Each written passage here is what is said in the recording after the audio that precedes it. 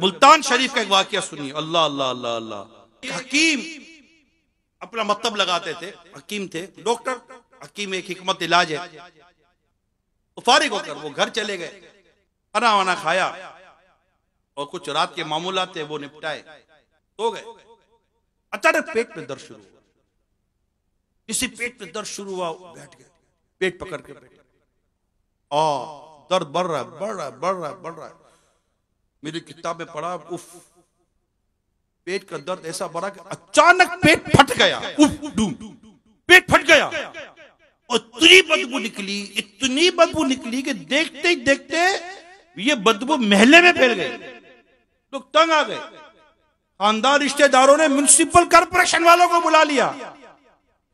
भाई क्या करें, ये तो बदबू से हालत बुरी हो गई है। म्युनिसिपल कॉर्पोरेशन वाले आए, इसकी लाश को उठाया, जैसे तैसे इसकी तदफीन हो गई। अब सब परेशान। हकीम साहब थे, देखने में अच्छे भले आदमी नजर आते थे। ये क्या हो गया इनके साथ? पेट फट गया, बदबू निकली, अल्लाह की पनाह, इबरत। पता चला कि ये हकीम तो थे, मतलब तो चलाते थे, मगर सूद पर पैसे खाते थे, सूद का कारोबार। और रात को ही ये किसी खातून से पैसे वसूल करने गए थे, सूद का नफा उससे दिया नहीं था तो उसके साथ बदतमीजी करके आए थे, तो वो औरत बद्दुआ दे रही थी।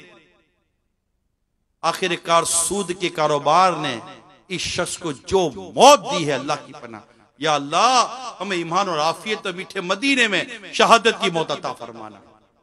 ए सूद का कारोबार करने वालों जरा सोचो। ये ठीक है, हो सकता है आप कह दो अरे यार जनाब ये बस बातें हैं, बातें नहीं है। सच बताओ, मालूमात देंगे तो पता चलेगा कि आए दिन कैसी कैसी अमवात हो रही हैं।